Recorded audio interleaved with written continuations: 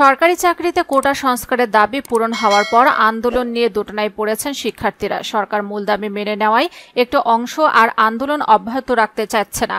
তবে পরবর্তীতে প্রেক্ষাপটে নতুন দাবি নিয়ে কর্মসূচি চালিয়ে দিতে চাইছেন অন্যরা। ইতিমধ্যে আন্দোলন থেকে সরে যাওয়ার ঘোষণা দিয়েছেন কয়েকটি বিশ্ববিদ্যালয়ের শিক্ষার্থীরা। ঢাকা মহানগর পুলিশের গোয়েন্দা বিভাগের হেফাজতে থাকা বৈষম্য বিরোধী ছাত্র আন্দোলনের ৬ জন সমন্বয়ক আন্দোলন প্রত্যাহারের ঘোষণা দিয়েছেন। তবে সমন্বয়কদের এমন ঘোষণা দিতে বাধ্য করা হয়েছে বলে দাবি করে কর্মসূচি চালিয়ে যাওয়ার কথা বলছেন আন্দোলনকারীদের প্ল্যাটফর্মটির অন্য কয়েকজন নেতা।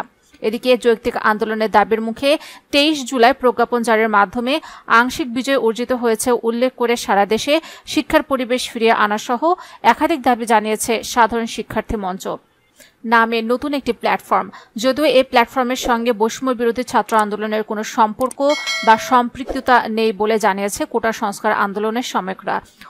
অন্যদিকে কয়েকটি শিক্ষা প্রতিষ্ঠানের সমন্বয়করা সংবাদ সম্মেলন করে এই আন্দোলন থেকে সরে আসার ঘোষণা দিয়েছেন।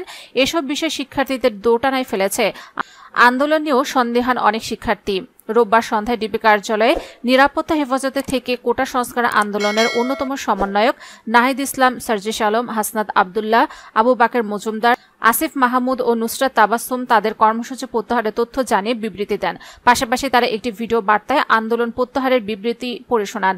এর প্রতিক্রিয়ায় বৈষম্য বিরোধী ছাত্র আন্দোলনের কয়েকজন সমন্বয়ক ও সহ সমন্বয়ক তাদের ফেসবুক টাইমলাইনে পোস্ট করে দাবি করেন, জোর করে ওই বিবৃতি দেওয়ানো হয়েছে, সে কারণে এটি গ্রহণযোগ্য নয়। তাদের মধ্যে ছিলেন সমন্বয়ক আব্দুল কাদের, আব্দুল হান্নান মাসুদ, মাহিন সরকার, সহ-সমন্বয়ক রিফাতুর রশিদ, আব্দুল্লাহ সালেহিন অয়ন প্রমুখ। এরপর রোববার রাতে সমন্বয়ক আব্দুল কাদেরের স্বাক্ষরে বিবৃতি দিয়ে আন্দোলনকারীরা বিক্ষোভ ও প্রতিবাদ সমাবেশের ঘোষণা দেন। সে অনুযায়ী গতকাল সোমবার দেশের বেশ কয়েকটি স্থানে সমবেত হন কিছু শিক্ষার্থী।